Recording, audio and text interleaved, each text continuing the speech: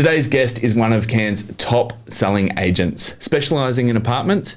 Welcome to the podcast, Tim Lyon. Thank you, Sean. Happy Craig. Tim, my daughters affectionately know you as Tom, the alter ego, the one that likes to have a lot of fun.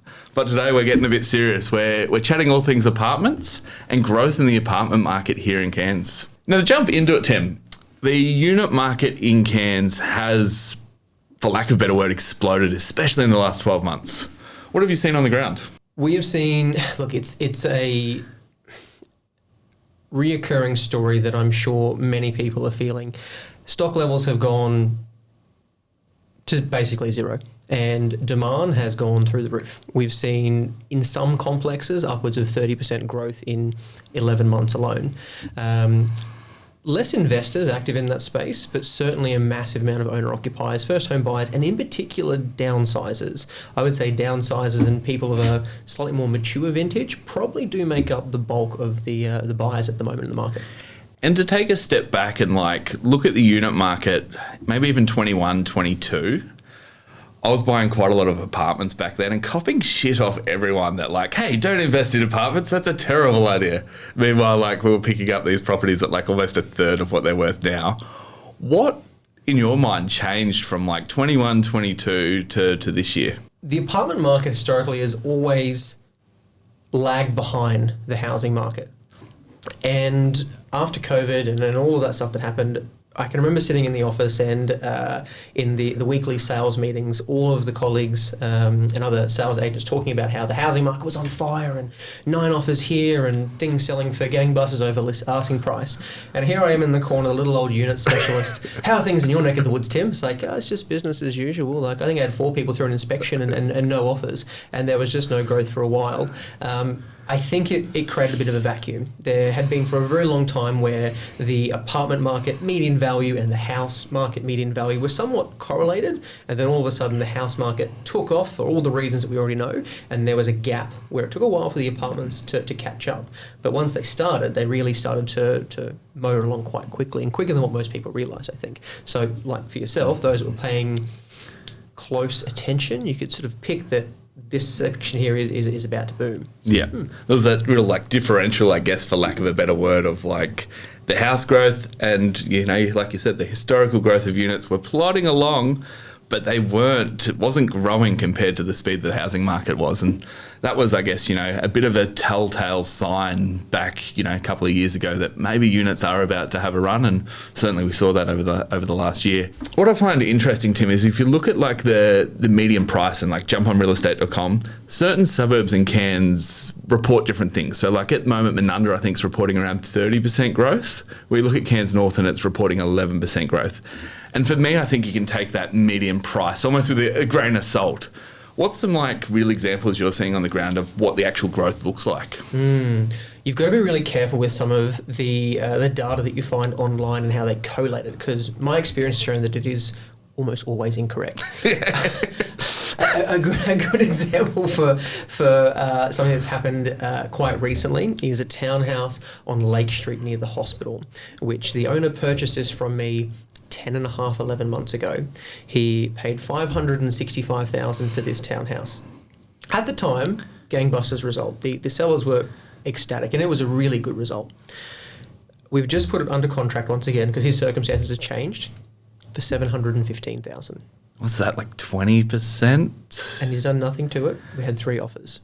And that's an interesting example when you've got the same property, the same selling agent, the same location, the property hasn't changed, and to really actually see what the growth looks like at the moment. It's probably the perfect like for like, because you're not saying something similar, it's this actual property. If we go to a larger complex for a bigger case study, is the Lakes Resort in Greenslope Street in Cairns North. Now there's 396 apartments in that complex, and the floor plans are all similar. So all of the 1-bedroom apartments are the same as the other. At the start of this year, the going rate for a standard 1-bedroom apartment got finally to $310,000. Cracked the 300 mark. It sort of broke that invisible ceiling, which we couldn't do for some time. And then almost overnight, we've started putting them under contract now. In this month alone, I've had 2 go under contract off market for high 3s. Yeah. All original inside. So that's 30% plus there. Yeah, crazy. So that's this year, in real terms, would it be fair to say that apartment growth is at somewhere between 25 to 30%? Absolutely. You can say that with pretty well supreme confidence because that's happened not just in Cairns North, but in other comparable areas like Westcourt, Cairns 1, where there's 458 apartments in there. Same thing, 2-bedroom, 2-bathroom apartments, unrenovated, sold in December for $500,000. That exact same apartment just off of $630,000. Wow. Sorry, I know for a fact there was interest at $650,000. Yeah, interesting. And that's, like I say, a lot of investors don't invest in units. The value's in the land appreciates, the building depreciates, but the reality is at the moment there's some serious growth in apartments, and that's an exciting space to be in. With that said, who is the buyers? Who's driving those prices? As a lot of people think that we're getting a massive amount of influx of people from the southern market coming up. And a few years ago, that was the case. There was a lot of internal migration, and a huge subset of our market was that southern market, relocating or even investors. In some housing markets in Cairns, the south side of Cairns, there was a lot of active investor activity earlier this year. In my space and the CBD and the apartments that I specialise in, I think people don't give enough credit to the local buyers. They are making up 80-90% of the people who are actually there trying to purchase and secure something, not just for the owner-occupiers, but the investor front as well. So at the moment, I think it's the owner-occupiers are driving that charge. And out of that, are they buying as a first home investment or as a last home? It depends on the price point. So as we get into the CBD, a massive amount of your market are downsizers. They've just taken part of this massive run of appreciation of their principal place of residence in Edge Hill or Whitfield or wherever they live, and they wanted to downsize into a more convenient lifestyle in the CBD. They are cashed up. They've just had all of that growth from the run that we've had and are still having. Yep. They're happy to spend a bit more in the CBD, and that's really sending prices in that level, in the upper end, to the stratosphere. And I think we saw that in the I know we saw that in the housing market. We saw locals coming out of the woodworks and starting to buy investment properties, and that was starting to happen pre-COVID. Post-COVID, it really sort of accelerated with a lot of locals buying investment properties, and then the out-of-town buyers come in. Mm-hmm. And that's, to me, what I'm sort of hearing here is you've got the locals buying up both for themselves to live in and as investment properties, but not that many out-of-town buyers buying as investments at the moment. And that possibly could be a really strong precursor that if the locals are seeing value there, if the locals are anticipating growth, possibly that's when the interstate investors are also going to follow suit. Particularly in the apartment space. If we were talking the housing market on the south side, Mount Sheridan, White Rock, these kinds of locations, the southern investors, at least recently, dominated that space. But in my space, certainly a lot more local buyers, yes. Which leaves a lot of room there, if we do see those interstate buyers come and start to flood into the market. If we've already got strong demand from locals, if we've already got strong demand from downsizers, it's going to put a lot of upward pressure on prices. The other side of the equation, I guess, moving into 2026, do you think we're going to see a repeat of what we saw in 25, or do you think we've now at a point where we've seen our growth and maybe it's going to start to plateau? If you had have asked me this question at the end of last financial year, so June of this year. 15 months ago? Yes. No. 3 months ago. 3 months ago. I would have looked you in the eyes and said, I think we've topped. Yep. I think we're going to see some growth, but I think it's going to be quite conservative to what we have seen. How can we possibly sustain the growth that we've seen? And you ask me now, I don't think you'll find anyone that's more bullish on the space than what I am as new information comes to light. Yep. For example, the 5% low deposit scheme. That was akin to trying to put out a tyre fire with lighter fluid. It just almost... It's about as bad as policy could get. It just turned into an absolute inferno. And if we thought that the start of this year it was a hot market, because it was. And the cap for that in rural Queensland, 750, is that correct? I think it's 700. 700, yep. Yes, 700. We've seen once again, ever since that policy was introduced, the housing market found somehow, unbelievably, another gear. It's kind of like history repeating itself, because if we go back now to 21, 22, the housing market rocketed and then the apartment space kind of lagged. Yep. Methinks this may be the same thing happening now. Yep. I think what will happen is that first home buyers and these people that can take advantage of that policy, that increased demand will put so much upward pressure on the housing market that houses will be maybe out of reach, at least for the short term, for that subset of the market. They're going to be forced into the apartment space, and macroeconomics is supply and demand. It'll do nothing but continue to push us up. Yeah. Moving back into macroeconomics, supply and demand, we do not have any meaningful supply on the near horizon. And before we go into supply and demand, talking like the housing market, I had a phone call just before I come here, and it was an investor looking for a house in Cairns, and he had a budget up to $650. And my advice to him was, you're going to really be pushing to find something livable. You're really going to be more like in that renovator space, something that's going to need some TLC. So very quickly, that $650 that is just attainable. Like there's the odd one still coming to market. I think TLC is an understatement of the century. But very quickly, that's going to push to $700. Yes. And then that 5% deposit scheme caps out. Yes. Which then pushes those buyers that want to utilise that back into the cheaper price points, which isn't location based anymore. It's not a matter of going out to Gordonvale to get that house under 700. Very quickly, it'll push them into the unit townhouse apartment space. Correct. Which is an interesting proposition when, median price in Cairns for apartments, ballpark $450 currently. Yeah, I'd be confident on that figure. That'd be about right. So that leaves quite a lot of growth in apartments before they start hitting that ceiling, I guess is where I'm going with that. So that 5% deposit scheme is going to allow a lot of first home buyers into the apartment market before they start to cap out and hit that 700 market. Moving on to discussion of supply and demand. We know that demand's there. It's hot. You talk at the moment of not a whole lot of interstate buyers being there or out-of-town buyers investing in the apartment market. Once they start to flood in, that's going to add extra fuel to the fire.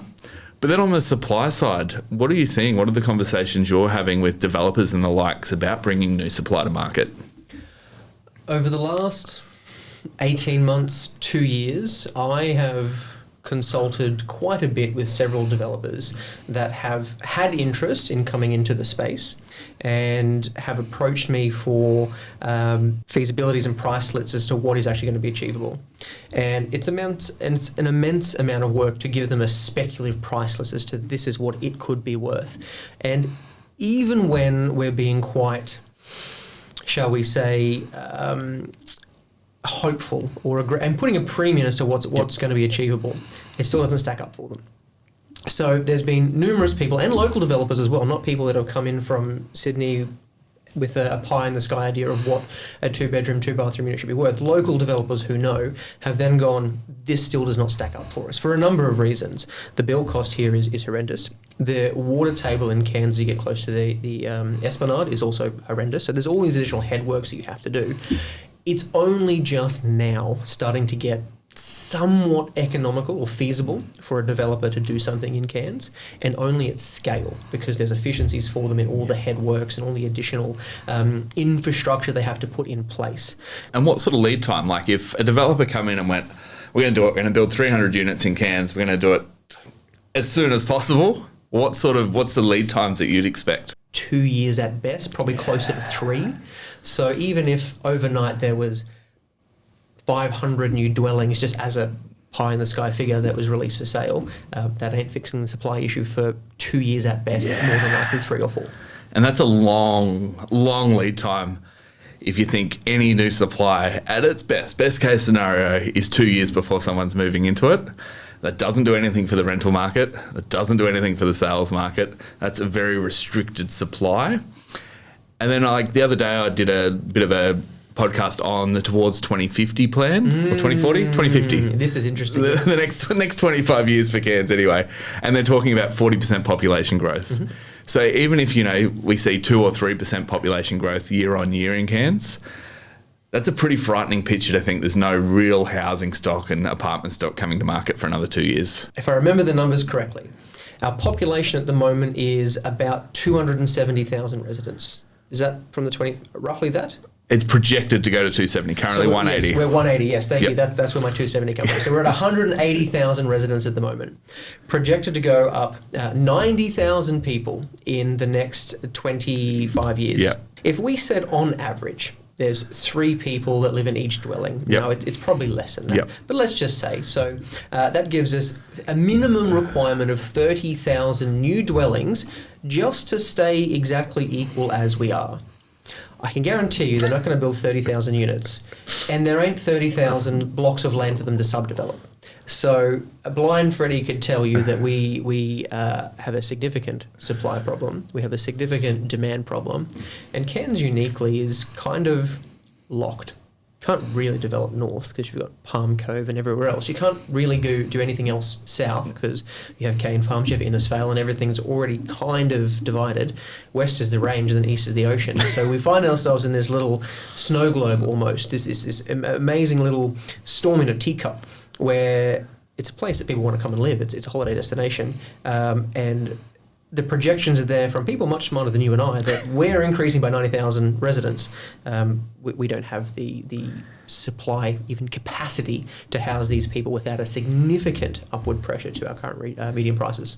I was at an interesting basically event last night, and the CEO of the Cairns airport was there presenting, and a couple of really interesting points that he was making. Firstly is we're about to see basically a new generation of aircraft come in that will open up the whole of China, open up most of Asia as direct flights, and the planes that are coming in, they can't do direct flights out of Brisbane. It's too far out of their range. That basically leaves Cairns and Darwin as the direct hub for anyone that wants to fly direct. And they're expecting the airport to double its transit numbers over the next 15 years. So that creates a lot of jobs as those people start to come into the market. And then he was extremely bullish as well on defence. He thinks Cairns is just in such a unique location compared to the rest of Australia that strategically it makes a lot of sense to keep strengthening our defence market. And I guess where I'm going with that is, people still have that viewpoint that Cairns is a tourism market. But it is massively diverging from that. If we're about to see, we're primed to see a huge influx of people who can actually have Cairns as a viable holiday destination thanks to direct flights. It sounds like I should go and buy myself some Airbnbs pretty well sharpish because we already have an undersupply of those as well. So that paints a really positive picture for investors.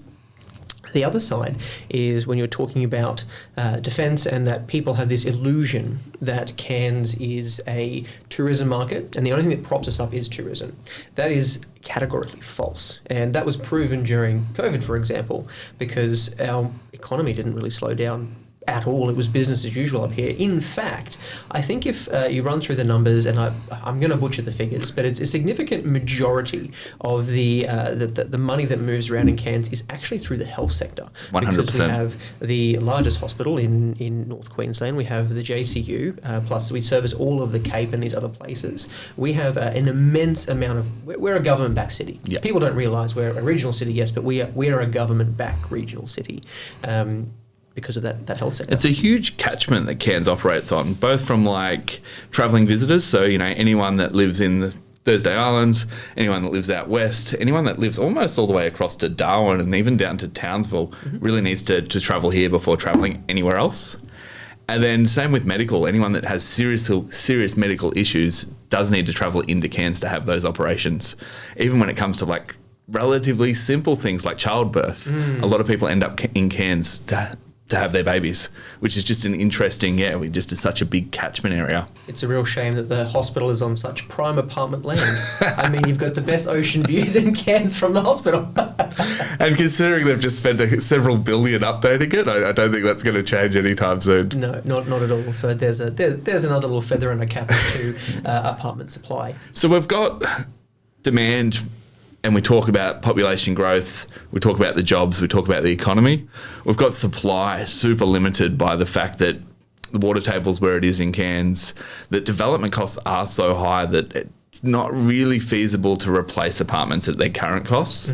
Maybe there's some room for some premium sort of apartments around that $1 million mark along the Esplanade, but stuff coming in and getting built for $400,000 and selling for $400,000 just isn't going to happen anytime soon. So it does start to become that perfect situation. As a buyer, if you can identify the opportunity that possibly is here in Cairns, what should they be looking out for in buying an apartment? Is there any red flags that buyers should be cautious of? First, let's work out the lens. Are we going to be an owner-occupier or an investor? Because that's a little bit different, and it'll make sense why. Let's say you're going to be buying the property as an owner-occupier. You're looking for something that's going to be a home. As a capitalist, we're always thinking about ways that can we improve our lifestyle, but also set ourselves up that hopefully that tax-free asset when we eventually sell is going to, maybe we can hedge our bets to help it appreciate.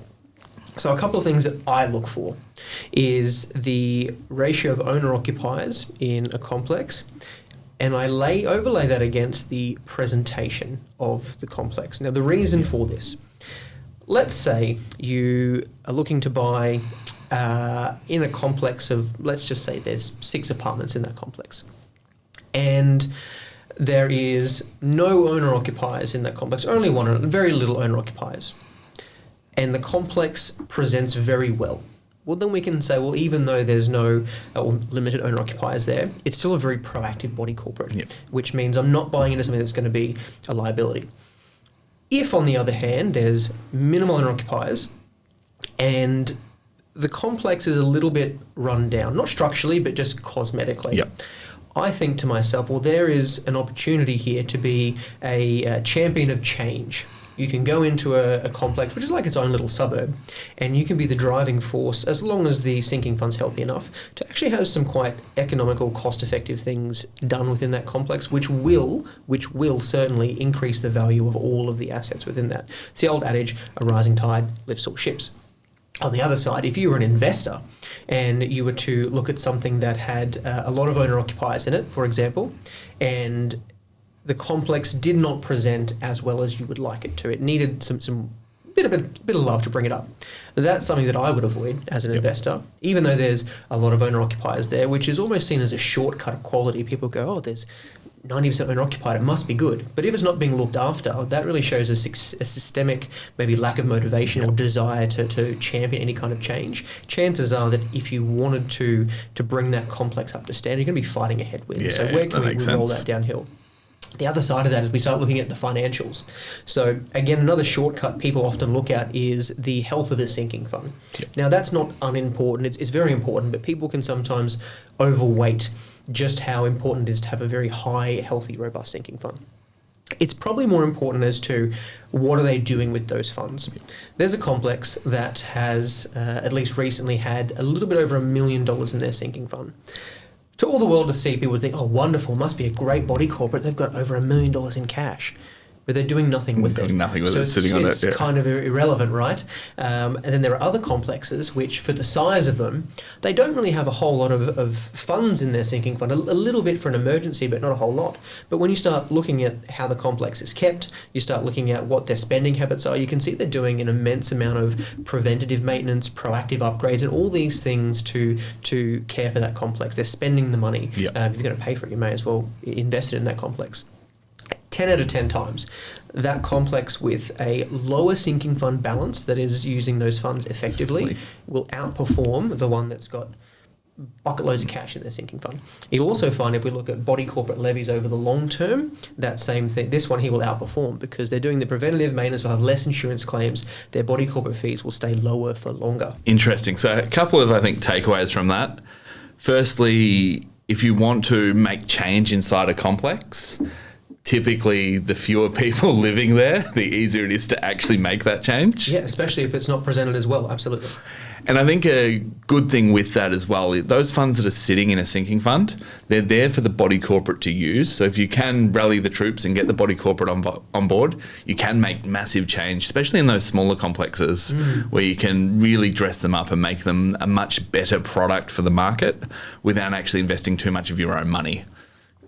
And as an investor, it's nice to only use a little bit of your money and a lot of everybody else's. So that's kind of where the body corporates have their efficiency. But it's also helping everyone in that complex. If everyone can, if you can spend 20 grand of the sinking fund and everyone increase the value of their units by 20 grand, complex of 10, like that maths makes a lot of sense really quick. Absolutely. And it can often be quite simple things that are very economical to do, like pressure cleaning, for example. That does not cost much at all, but significantly elevates the overall presentation of a complex. Ensuring that you've got the right security gates. It doesn't need to be massively expensive things. It's just things that, as a proactive homeowner, you do at your own house anyway.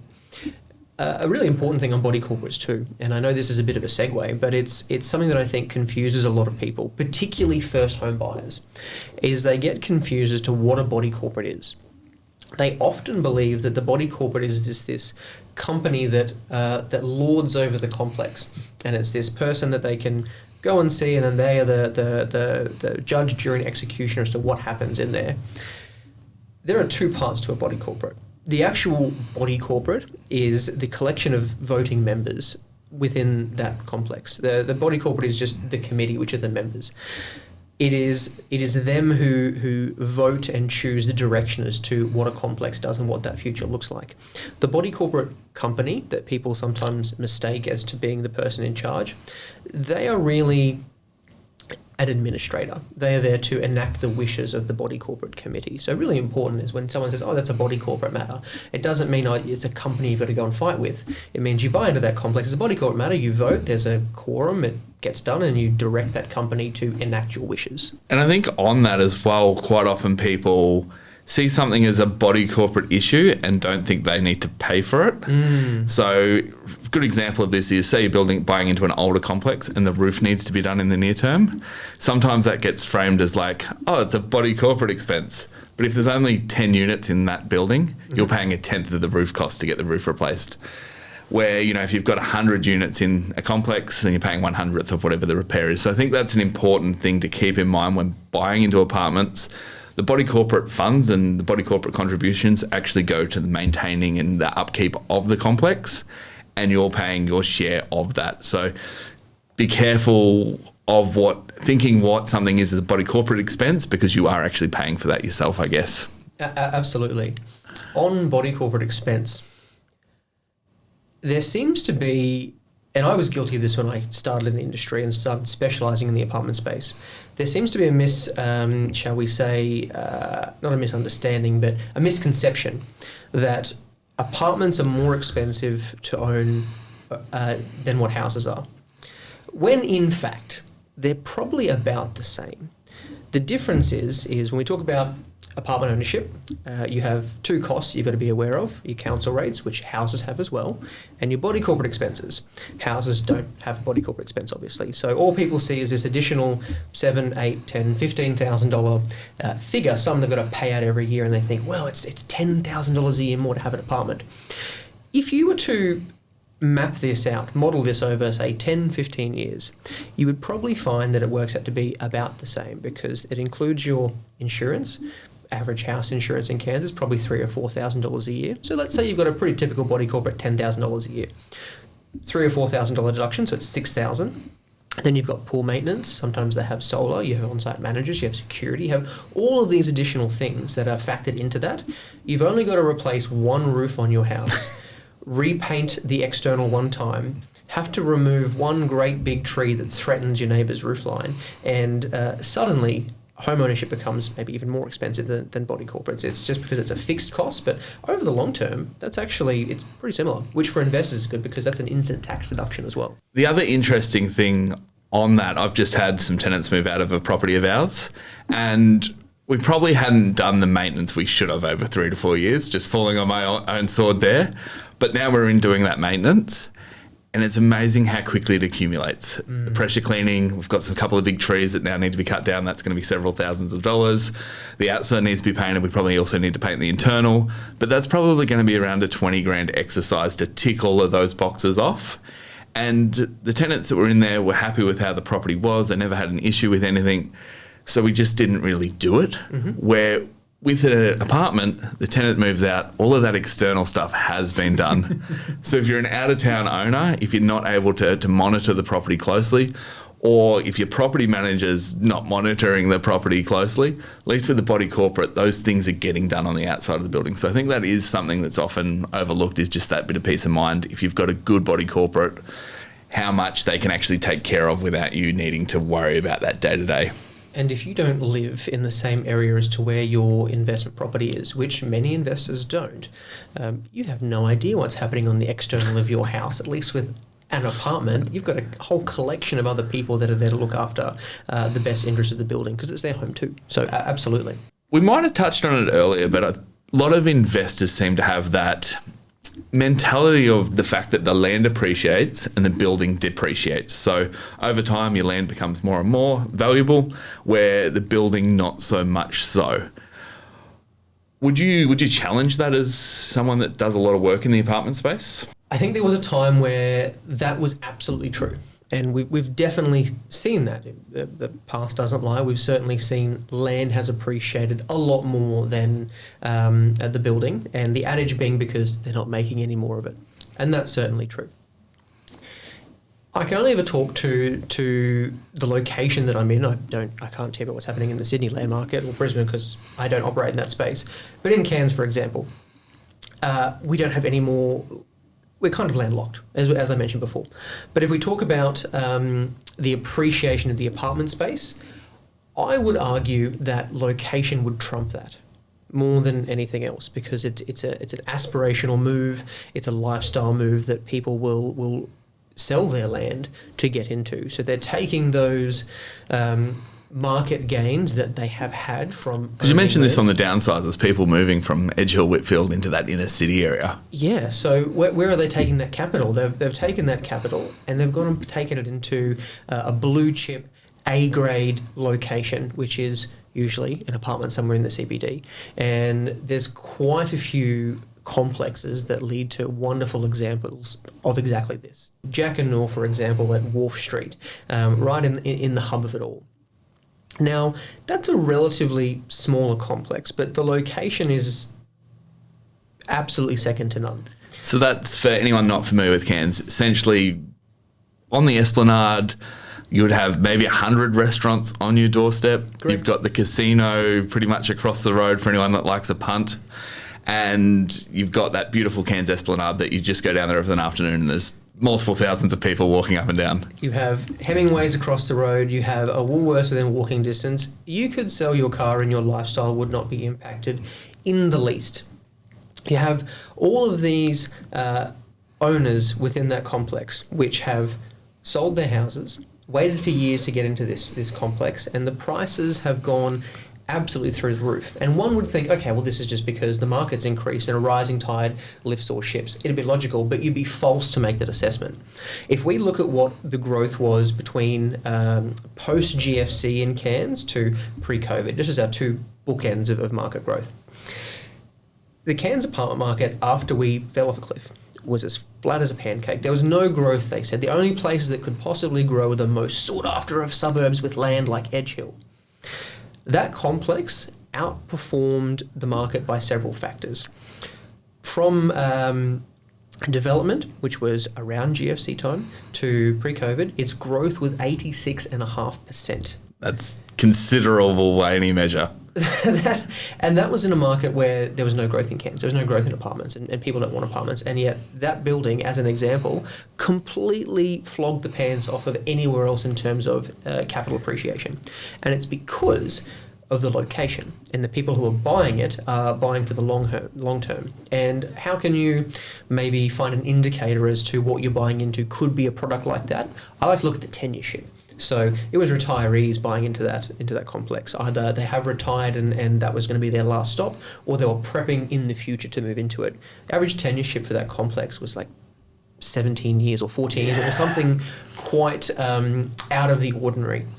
When you have other complexes that in that same period of time, but by the same developer, they didn't outperform the market. Same caliber of property, location just wasn't quite the same, and the tenure was closer to 5 to 7, and that was impacting in the growth. So I guess the big takeaway there is, even though the building may depreciate, if you're buying into an area that really does have scarcity of land, so thinking here the Cairns CBD, there isn't any more. There's a few small parcels of land left there, but really in those prime spots, they're not going to be bulldozing a high-rise building anytime soon in that Cairns City area. Means that the land is appreciating and your share of ownership in that space is appreciating at a much higher rate than some of the sort of more out of town houses, I guess. Yes. You had a very insightful and intelligent guest on here a few weeks ago, James Fennell. And he said something quite clever, which was people get sick of cliches, but they're cliches for a reason. And the ultimate cliche of real estate is location, location, location. Some like-for-like examples. If our goal is where to buy the best, then we want to buy those most convenient locations close to all of those amenities. And what does it look like in the real world?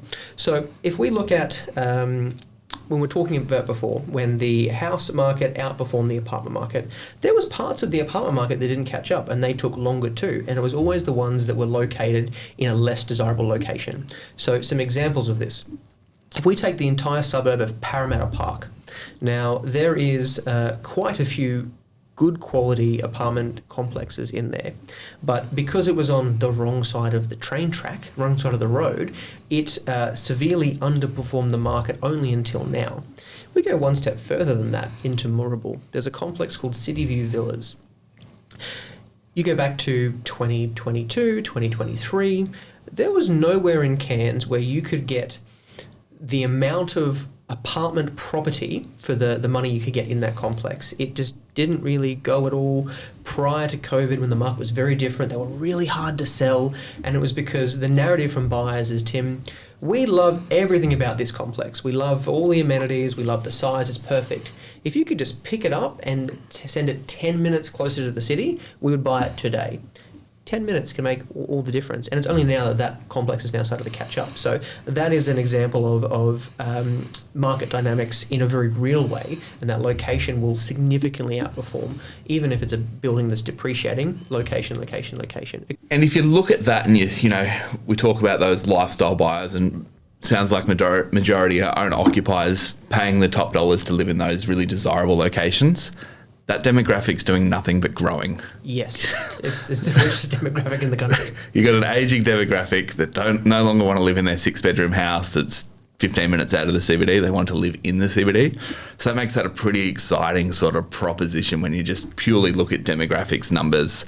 You don't need to join too many dots together to see where that could be heading over the next 10 years. Timmy, the final question I like to ask everyone that comes on the podcast is, what advice would you give to 18-year-old little Timmy back in the day? If I could go back in time and give myself a little bit of a shake-up, I think I would have encouraged younger me to be a lot more frugal and to invest a lot earlier. It's a client that said to me, the only way that you're ever going to make money in real estate, Tim, is by timing the market or time in the market. Nothing really trumps time in the market. But I was so irresponsible with all of the income that I had as a younger person, that it may as well just not earn any money. I was in mining, I was earning 6 figures when I was there, and when I moved to Cairns, I was in debt by like $100,000 and had no assets whatsoever. So the first thing I would say is to be a lot more frugal, and that's something that I take that advice now because I'm very frugal now. And it's kind of a running joke in the friend circle that I don't even have air cons in my house because I'm trying to build up some dry powder for other investments. So I think frugality is a very, very powerful thing, and it's a cliche, right? It's to live below your means for as long as you can, so you can build up that nest egg and you can build up that portfolio. And then after that, I would tell myself to be a bit more aggressive. Part of learning how to be frugal is sometimes it can make you a little bit hesitant to go after something aggressive, especially when you've finally got a few investments, which I have now, and I'm in a position where if we play our cards right, the future looks very bright. You don't want to wreck that or do anything to knock over that house of cards, so to speak. So then when a really, really good deal looks you in the eye, sometimes you can second guess it and talk yourself out of something that was the right thing to do. So being a bit too conservative and getting a bit more aggressive. So yeah, I would say be frugal younger, really build up that nest egg, be very wise with that money to begin with, and then be aggressive afterwards, because the time's going to go past anyway. It's where do you want the 5 years, 10 years, 15 years? You're going to find yourself there regardless. Do you want to be there in a way that makes you very proud as to how you operated, or do you want to look back and go, I fucked that up? I love what you've just said, and it reminds me of something that Simon Beard says. There can be two opposing truths that are correct at the same time. So you're being frugal and tight with your money, but at the same time, you need to be aggressive with your money. Yes. And those are two very opposing beliefs. And one comes with somewhat of a scarcity mindset of there's a limited here, I've got limited money to spend, I need to be limited in my beliefs. But one comes with an abundance mindset. The future's going to be brighter today. If I buy this, it's going to be worth more tomorrow. And balancing those beliefs can be such a challenge at times. And it's just interesting that contradictory advice, but like Simon Beard says, it's those two opposing beliefs that are actually true at the same time. So super interesting advice. I love that. And I think it's something that a lot of people should live by earlier. Be aggressive with your investments, be frugal with your spending. That's probably, if I could have said it that good, I would have. Sorry to see you steal your spotlight. Tim, it's been an absolute pleasure having you on. Thank you for joining us, and I look forward to our next conversation. Thank you, mate.